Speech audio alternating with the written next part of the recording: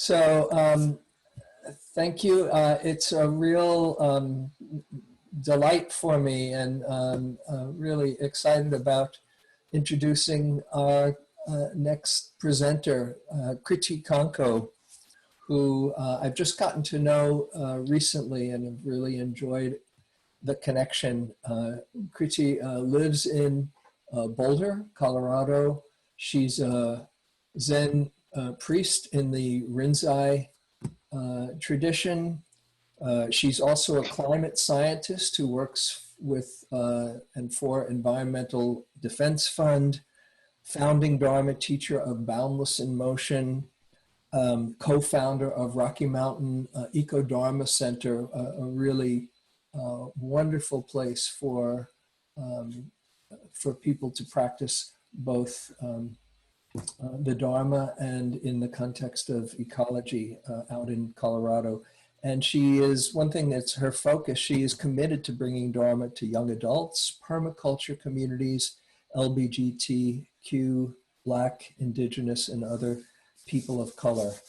And she's going to be speaking about this composting, the climate crisis and racial violence requiring composting trauma and grief. So Kritee, please take it away. Thank you so much, James. Can someone confirm if you can hear me okay? Yeah. Thank you so much. I can, I'm imagining that I wasn't the only one moved when Thanisara played those uh, images with music this morning. I saw many eyes tearing up. And this has been great to see these concrete list of actions. Uh, it's like a menu in front of you. You can order what action you want to commit to. It's really great. I think my role now in next 35 minutes or so is going to be on asking each of you to deepen your commitment. So whatever steps you were thinking about, go another step and do it with its crucial number 5 to 8 friends in a committed way. And that's, if you could remember nothing else from my talk, remember that. 5 to 8 friends meeting week after week and deepening each other's commitment to justice and sanity. Okay? And the second important thing frame I want to go with is, as a climate scientist, I no longer believe that we can save it all. I believe in islands of sanity in a sea of chaos, right? So I'm going to wear my climate scientist hat and give you some numbers from time to time. I'm going to wear my activist hat. I come from a family of Gandhian civil disobedience leader who spent many years in jail before and after Indian independence. So I'm going to wear that hat from time to time. I'm going to wear hat of a Dharma teacher, Zen teacher as well. So first thing I want to tell you, imagine a mom who has a kid to drop to school and has a sick mother at home and has to get some groceries. Okay, 3 tasks. With some wisdom being passed on from our ancestors, she'll make that happen in one trip. Yeah? Take mom to hospital, drop kid to school, and on the way back get groceries. I'm going to posit that we have 3 huge challenges in front of us. They are related to each other, they reinforce each other, and we have to deal with them together. Okay? Challenge number 1. We are sitting on a sea of trauma. Last week was very difficult for me personally. My mother got COVID and my husband got COVID. And we went to emergency room for my mother. Um, I wouldn't describe everything. We spent 5 hours there. You can imagine I have a 75-year-old mom, so I would be worried. My heart would be like, what? Okay. When she was about to be discharged, I happened to have a look on the screen, a computer screen, where there was a list of other people who were admitted along with my mom at the time. And I saw something that just froze my heart. You know, it was like, boom.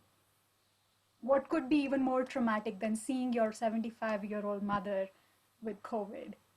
There were two people there admitted for suicide attempts, and their ages were 18 and 32. Broke my heart. And that was out of 10 people. Okay? So 10 out of 2, 20% of people in emergency room are suicidal. I have been digging this literature on trauma from world over, and my sense is that number, suicidal might be 20% or even 5%, you know, depending on where you look. The number of people who are dealing with small t trauma. The big trauma is trauma coming from war and rape and severe violence. I'm not talking about that trauma. The other trauma that psychologists deal with on a day-to-day basis, 50 to 60% of people in any given country have dealt with either alcoholic relatives, being beaten up to the point they have marks on their bodies, or you know, just domestic violence or molestation. In India, my home country, 60% of people, uh, combining men and women, have had sexual abuse in their lives. If you just you can probably take a moment to close your eyes and imagine, I am sure you have yourself faced trauma, or you know people who have faced trauma, right? If we are going to collectively move forward and build a strong climate movement, I'm not talking just about individual actions, which are crucial, but to build a movement that has the force to dismantle the patriarchy and oligarchy and capitalism in the form it exists, God, we need to address trauma. We need skills to address trauma. Okay? So I will come back to this. This is my challenge number 1. Everyone with me? Okay. Challenge number 2 is the depth of climate crisis. Many speakers in our breakout groups have shown us different graphs and numbers, and I want to deepen that sense of crisis for a bit. Not because I want to traumatize you. Because I want to collectively push us to another level, right? Over time, not right away, not right now. You can raise your hand.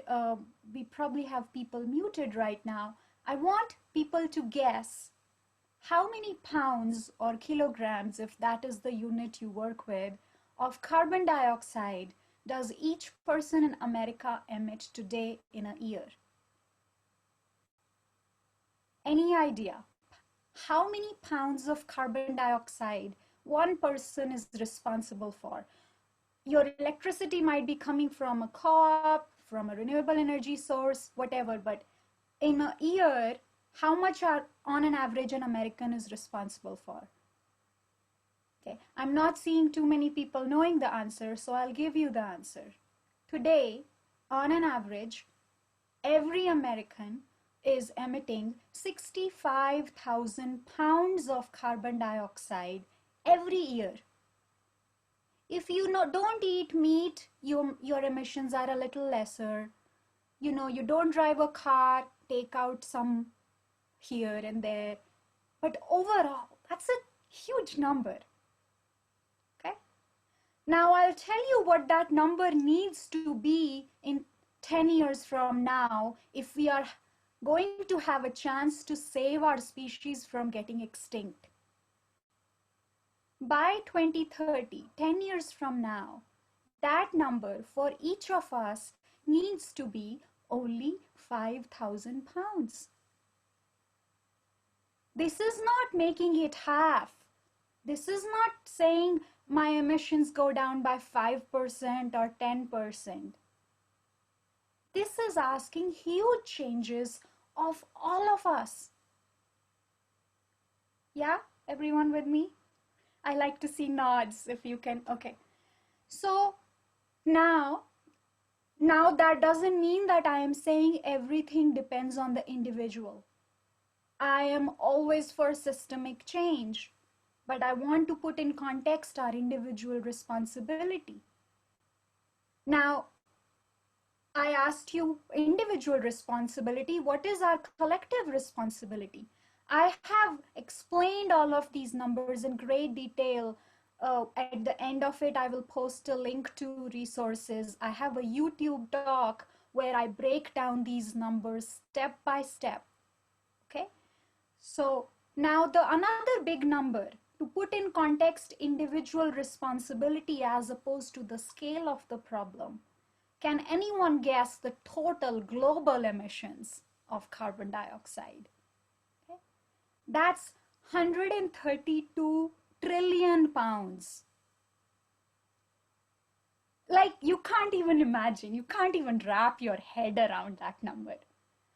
All that to say, it's like billion-fold higher than your personal responsibility, right?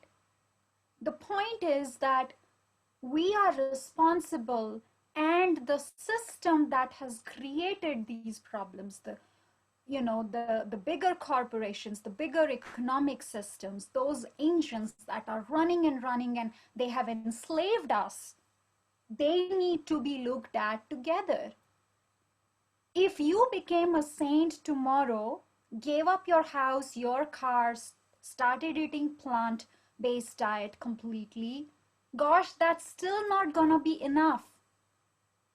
Because yes, you and I can give up things joylessly, let's say, or maybe with 2 or 3 friends and there is more joy in it, but the problem will still continue. The species will still keep getting extinct, and the waters will still keep drying, and fires will still keep burning. Do you hear what I'm saying? We need to simplify our lives. This transition for 65,000 pounds of personal emissions to 5,000 per year is not going to happen simply by you buying an electric car. Electric car is first step. You need to add all of those steps that everyone was talking about. Even then you will not reach 5,000, because there are systemic changes needed beyond what individuals can do. And that's why we were paying attention to elections as well, right? So hopefully we'll get leaders who will pay attention to these things.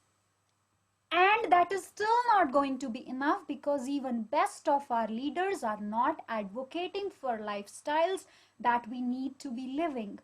Lifestyles which are rooted in sense of belonging to the entire world, ancestors and future beings and all species and land and ecosystems. That life of simplicity, reverence, and belonging that many indigenous and people of culture have known for millennia before we subjugated them. By we, I mean people in the West, invested in the economy. Everyone still with me? Breathing? Okay. So now I want to as much as I have talked about the challenge number 2, which is the extent of changes needed, and now I will share my slides, say a little bit more about this challenge number 2, and then move to challenge number 3. So bear with me as I share my slides.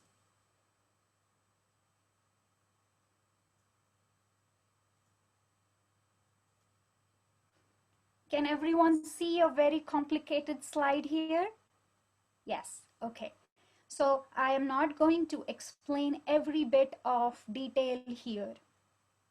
The important point that we are talking about here, I heard someone refer to this. Is it too late? In one of the breakout groups. Uh, we sometimes don't understand the depth of the challenge, and sometimes we go into paranoia that Earth is already ended. We are just hanging by the skin of our teeth. What this slide is showing you are crucial functions that our planetary system needs to uh, keep having for life to be possible on the planet. We need Amazon rainforest to keep acting as lungs of the planet. We need the oceans to do their dance, right? For the winds and waves to flow well so that nutrients are brought up and fisheries survive and whales can live. Each of these crucial systems on our planet has a temperature threshold. Above a certain kind of temperature change, that system will collapse. Okay? Now, if someone tells you we have crossed the tipping point, there is no point. All you do is prepare to adapt. There are many groups there, I will not name any here, who say all we can do is adapt. And I can tell you that is not the truth. There are 1 or 2 tipping points which have already tipped. No matter what happens, we're gonna lose Arctic sea ice in 5 to 10 years completely. North Pole ice will be gone no matter what you and I do today, right? We get the right leader, we get right leaders all over the world, we still will lose Arctic sea ice, gone. However, we still have Amazon rainforest left. We still have ocean circulation left. We got to fight for every bit that we can. Okay, so that's the conclusion. Anyone tells you it's too late, you tell them a clear, strict no. We have crossed some tipping points. Mother Earth's lung and heart are hurting, but there are many other tipping points. And that's my phrase here. We must create islands of sanity no matter what. So now I go to challenge number 3. Remember the mother who solves 3 problems all at once? So we are just acknowledging third problem. Sometimes when we say we in Buddhist circles and even environmental circles, we are usually talking about relatively privileged white friends, right? And in my eyes, it's just absolutely crucial we see not just how we can help so-called people of color, but also how we are embedded, how we participate in systems of oppression. Racism is a system of oppression. Patriarchy is a system of oppression. Ageism, right? You go on and on. Class system. So I'll just give some numbers here and go to the solution framework then. This is a well from the state of Gujarat in India. The picture speaks for itself, right? Women really have to travel for hours to get a bucket of water. An entire city of 10 million in India went out of water, no drinking water last year. There were water riots. As much suffering as we have with fires in California, the suffering in other parts of the world, Asia, Africa, is literally 100-fold. You talk about future generations. One of my favorite articles is children, millennials, are facing the scariest future of all generations. They don't have jobs, full-time jobs. They cannot afford homes, uh, and health, right? So there is the ageism here. And then in terms of emissions, the richest 10% are responsible for half of all greenhouse gas emissions.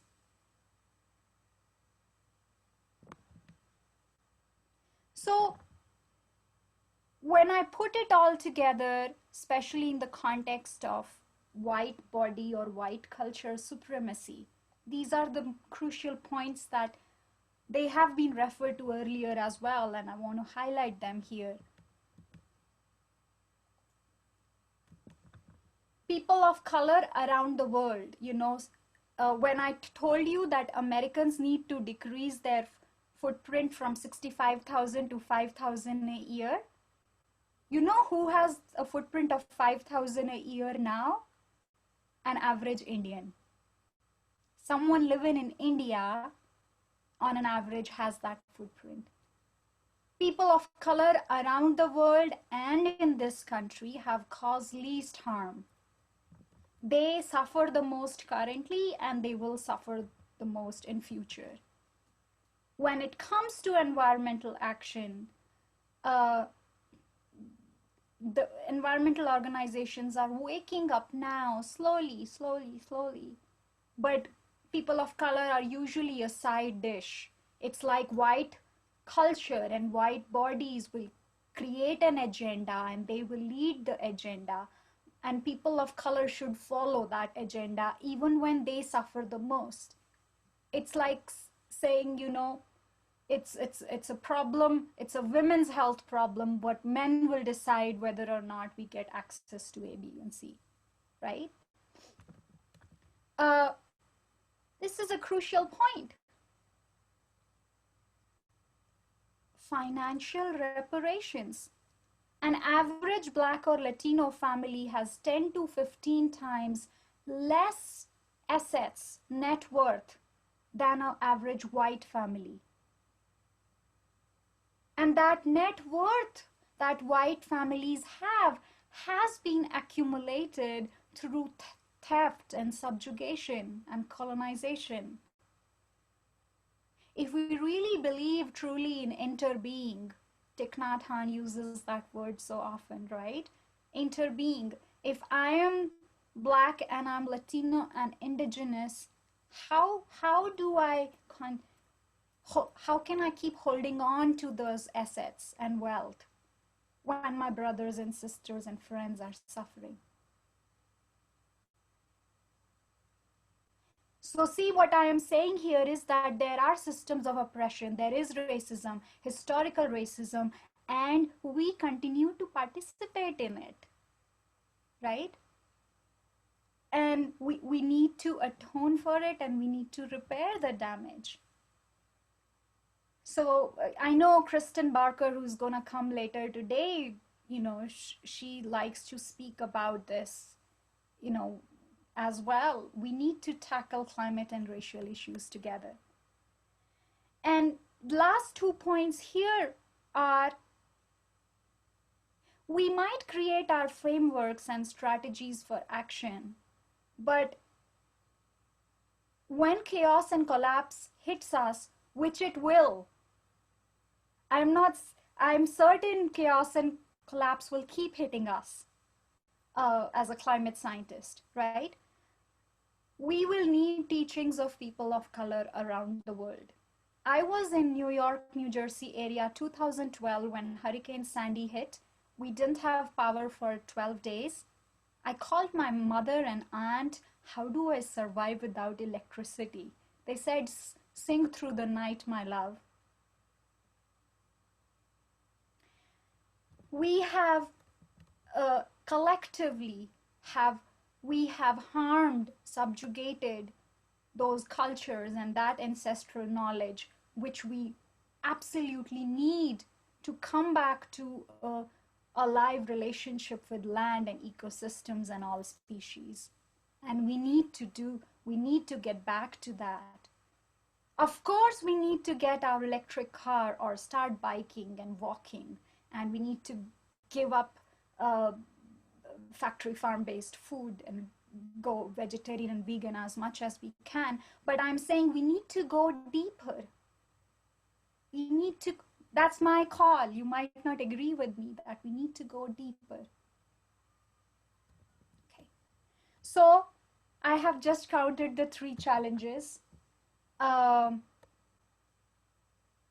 Now, the connection between 3 challenges, just a few words here. I have this whole article on my website. We'll give you the links. I truly, truly believe that white supremacy is the mother of climate crisis.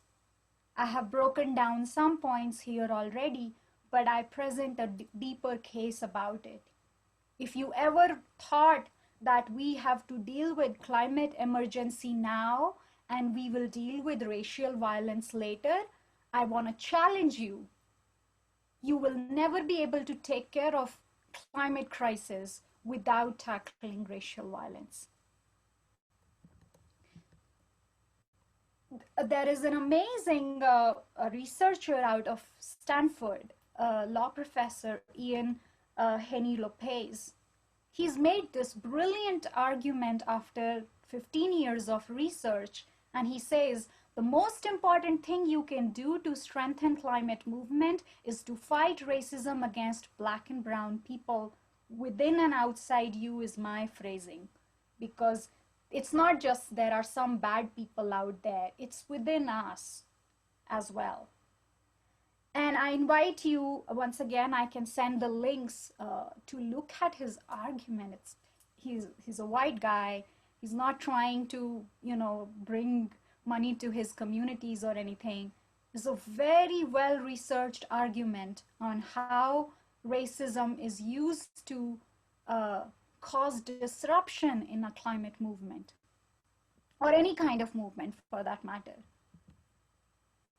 Okay. One last connection here before we move to solution framework. The extent of trauma that I spoke about at the beginning, remember those numbers, 50-60% people carrying the small t trauma, and the fear of uncertainty that we like to address through our Buddhist practice. That's what gives us this fight, flight, and freeze mind, where we cannot engage with problems and we either freeze that I cannot take any action, I'm going to run away and distract from these problems, and so on. This mind carrying all the shame and fight and flight is the engine of white supremacy that further traumatize both white and non-white bodies. What I am saying here is, going back to the title of my talk, that unless we have the clarity, courage, compassion to look at our own trauma and shame, as well as trauma and shame of our community members, our fellow activists, we will keep perpetuating white supremacy culture and further deepening the climate and economic and political crises. If we want to handle political crisis, we have to deal with our fight and flight freeze mind, right? And it can be done with the power of belonging. I know James is a psychotherapist, and I know so many fellow teachers in Dharma world who are psychotherapists. They do a brilliant job. They really do in one-to-one therapy sessions. And the kind of trauma we have collectively on the planet today, human trauma, forgetting animal trauma and ecosystem trauma, cannot be held by psychotherapists alone. We need trauma-informed activism. We need trauma-informed movement building. And I think Dharma has a crucial role to play if we only have right structures and frameworks. People still with me? Okay. So, how do we deal with these three problems? How do we become the mother who can deal with three problems all at once? I have another article on this on our website. The framework I call is Three Pillars of Sanity, or Three Pillars of Islands of Sanity. We need to keep doing our work as individuals through our Dharma practice, cultivating trauma resilience. But we also need to be embedded in a community on a consistent basis. Some of you might have heard of the model of Kalyana Mita groups, which also came out of Spirit Rock, and James was a part of starting it. We need to consistently come back to same group of people. Their consistency is very important so that we can begin to simplify our lives. And consumerism is a nasty problem. If the fight and flight mind says that if I have another shiny gadget or car or toy, I will just look nicer and I will get the love I crave for. Unless there is a community reinforcing those values, just like a community reinforces the value of sitting together consistently, we can't do it. So individual practice is very important. Communal village life where we can share more and more of our belongings, very important. And then the third pillar is collective resistance. Thanissara spoke so beautifully about Standing Rock, but we really need to keep that darn carbon in the ground. We just cannot afford any more pipelines and coal power plants. We need very strategic nodes there.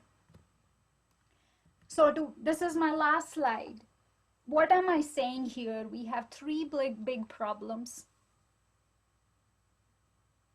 I'm saying we need to do it with friends. Whatever action you have committed to today and whatever you're thinking of adding maybe in a few months or a few weeks, please see if you can find like-minded friends. Maybe they are people who are committed to similar action. Maybe people, they are your neighbors or your Sangha members. Meet them regularly in a small group, maybe the Kalyana Mita model.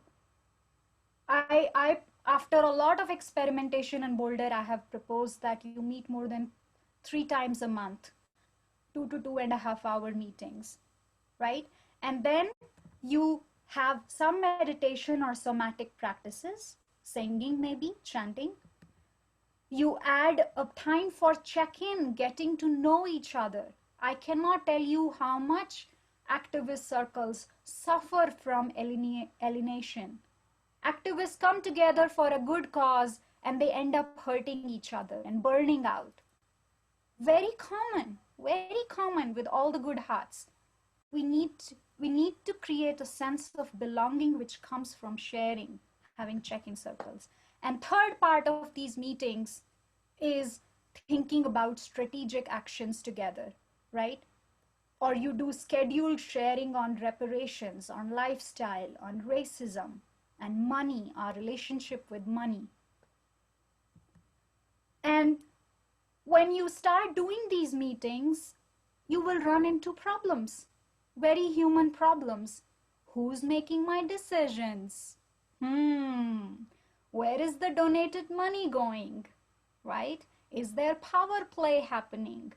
Who sends how many emails? Is there only one person holding the power to send the emails to the entire list, right? How to take care of power sharing within a small group? How do we lift each other up and have a sense of belonging? So for all of that, I propose in different points, you need a structure or format to do grief and rage work. You need people outside of your little group maybe sometimes who give you an action strategy. It's brilliant here that we had 350.org and folks really saying, we worked out the strategy for you. You just plug in.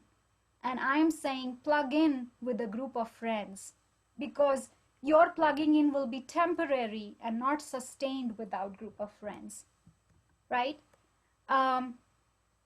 And um, information flow, decision making. How do you give each other positive or negative feedback?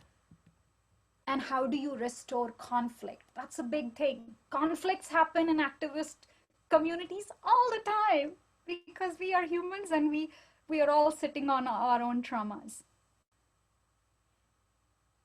This framework, I feel like it will be really important, and it's just a one step further from Kalyanamita model, which is already common in mindfulness sanghas around the country. It's just adding the dimension of strategic action to communities coming together and supporting each other, individuals coming together in little sanghas and supporting each other.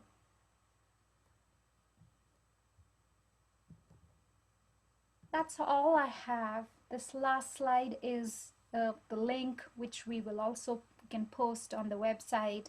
It has many articles that I refer to in my talk. And I want to just close by saying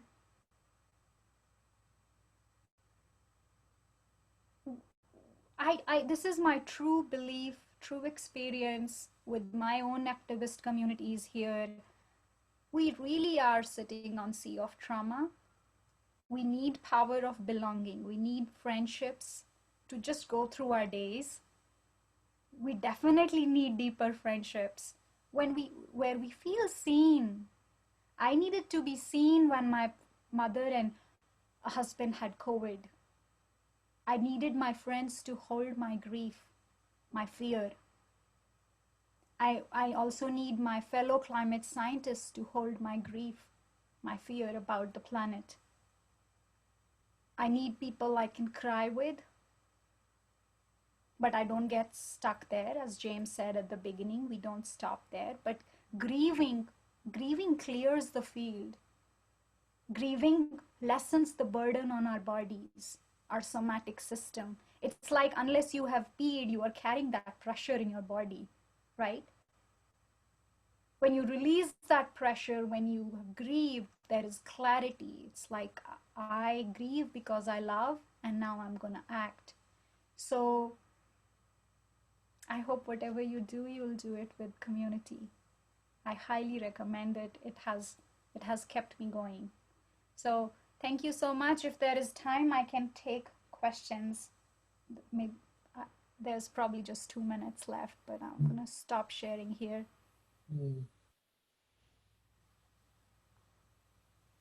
Kritee, I wonder if you'd say a word about the Canticle Farm and why you wanted to choose that as a place to donate. Absolutely. Thank you so much. I forgot that. Canticle Farm is a place that embodies everything I was talking about. James had mentioned earlier during the day, it is started by Joanna's Macy's secretary, Anne, a beloved person. They have set up a beautiful community where they have a house dedicated to young activists. They allow young climate activists to live there even when they can't give any rent. They have a total of 6 houses and they have taken down the fences uh, and grown a garden there.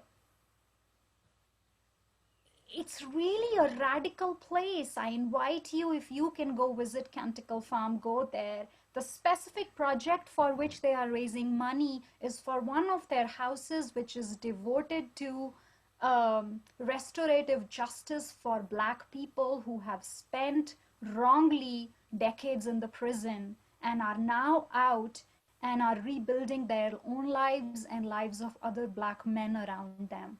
Their stories are truly heartbreaking and as well as, awe-inspiring, and leave you wanting to do more. And this particular house, if when it is renovated, will become more of a center where they can bring in more Black people for healing and justice circles. And the reason this is important, it ties to the third challenge I was talking about. The white culture, the entire Western economy is based on subjugation and stealing of labor of black and brown bodies. Giving back to such projects, I feel like we are returning the resources where they came from. We have stolen from Black people and Indigenous people. And I truly trust all aspects of Canticle Life. I invite you to check their website out, and I have complete faith in what they are doing there. All of their houses, I just mentioned the young climate activist house and the restorative justice house for Black folks. So thank you, James. Thank you, Kritee. It's time, and there could probably be many questions, but just taking in both your the content and the caring that you share it with. It was a beautiful transmission, and there's a lot to think about. So I'm so glad you could be here with us, and going through the week with you and not knowing if you would be able to be with us. Between your mother and your husband, I'm so glad that the things have stabilized enough that for them and for you to be able to share. So thanks so much for being with us, and we'll keep them in our hearts.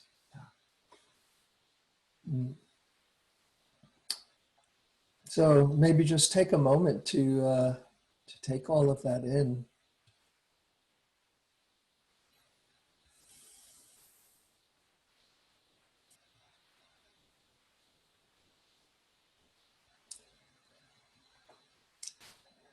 And so it's again another pleasure to introduce Eve Decker, Dharma teacher and singer, songwriter, has written so many beautiful Dharma songs and Dharma albums to perhaps help us shift to another gear inside. So Eve, are you there?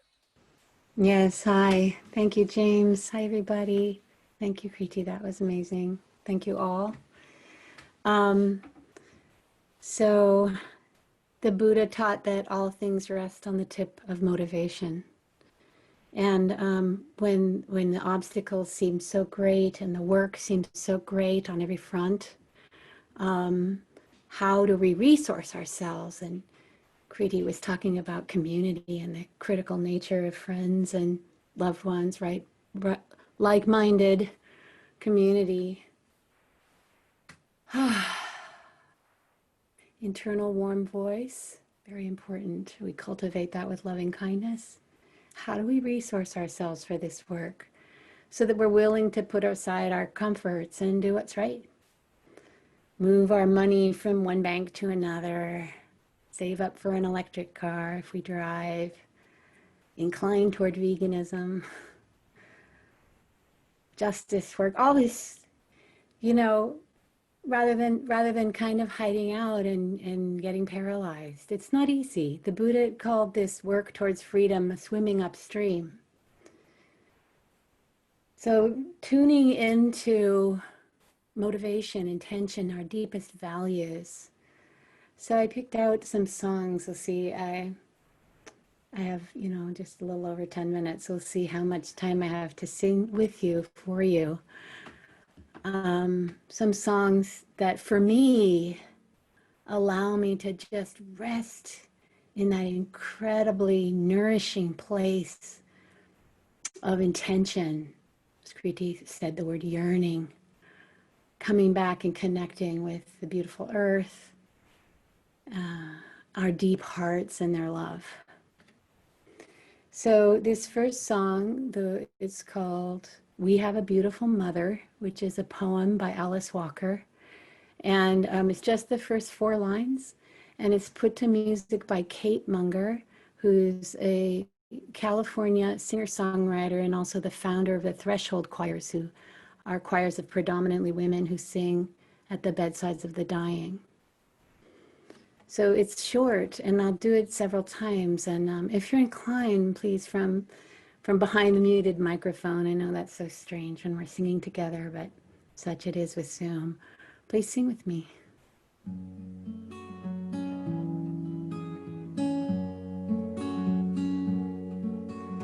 We have a beautiful mother. Her green love immense, her brown embrace eternal, her blue body everything we know. We have a beautiful mother. Her green love immense, her brown embrace eternal, her blue body everything we know. Sing with me. We have a beautiful mother. Her green love immense, her brown embrace eternal, her blue body everything we know. You know, and as we sing, you can use your mindfulness to actually feel your body right now.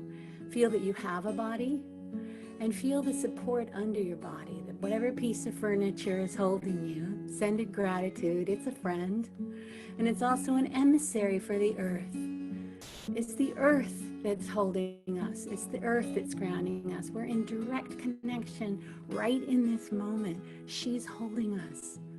Let her hold you. We have a beautiful mother. Her green love immense,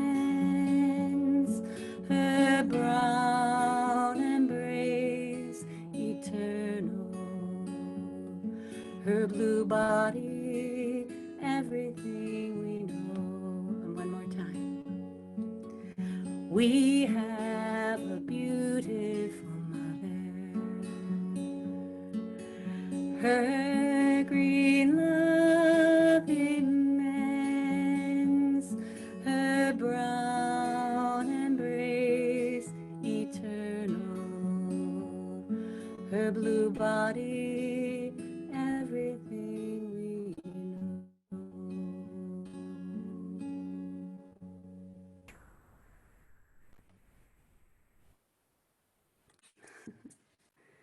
Okay, so here's another song, another United States songwriter, Dave Carter, wrote this song, Gentle Arms of Eden, kind of just touching into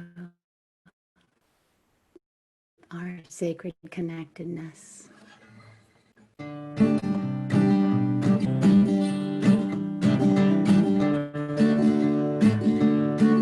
On a sleepy, endless ocean, when the world lay in a dream, there was rhythm in the splash and roll, not a voice to sing. And the moon fell on the breakers, and the morning warmed the waves, till a single cell did jump and hum with joy, as though to say, this is my home, this is my only home. This is the only sacred ground that I have ever known. And should I stray in the dark night alone, rock me, goddess, in the gentle arms of Eden. Then the day grew bright and rounder, till the one turned into two, and the two into 10,000 things, and old things into new. And on some virgin beachhead, one lonesome critter crawled, and she looked about and she shouted out in her most astonished drawl, this is my home, this is my only home, this is the only sacred ground that I have ever known. And should I stray in the dark night alone, rock me, goddess, in the gentle arms of Eden. Then all the sky was buzzing, and the ground was carpet green, and and the wary children of the woods came dancing in between. And the people sang, rejoicing, when the fields were glad with grain. This song of celebration from their cities on the plain. This is my home, this is my only home. This is the only sacred ground that I have ever known. Should I stray in the dark night alone, rock me, goddess, in the gentle arms of Eden. Now there's smoke across the harbor, and there's factories on the shore, and the world is ill with greed and will and enterprise of war. But I will lay my burdens in the cradle of your grace, and the shining beaches of your love, and the sea of your embrace. This is my home, this is my only home. This is the only sacred ground that I have ever known. Should I stray in the dark night alone, rock me, goddess, in the gentle arms of Eden. Rock me, goddess, in the gentle arms of Eden.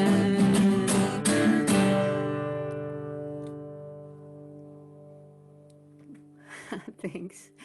It's this beautiful place we love.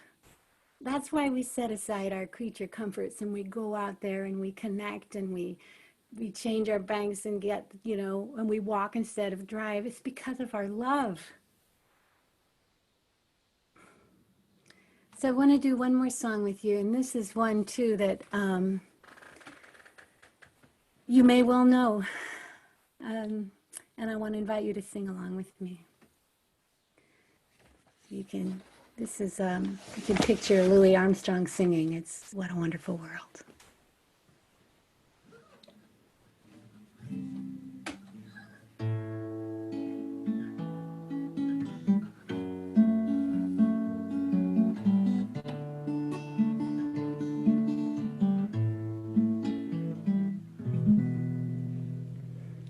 I see trees of green, red roses too.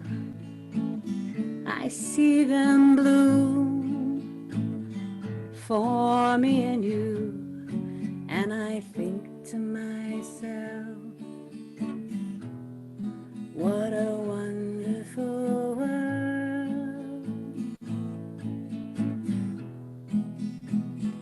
I see skies of blue, clouds of white, the bright blessed day, the dark sacred night, and I think to myself, what a wonderful world.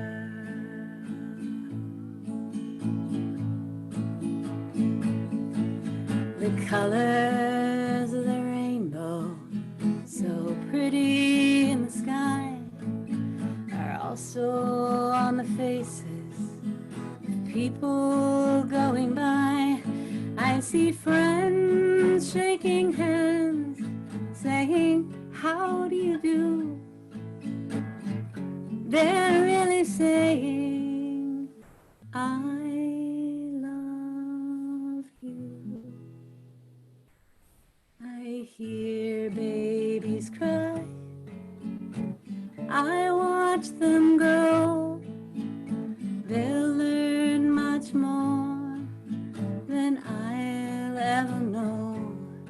And I think to myself, what a wonderful world. Yes, I think to myself, what a wonderful world.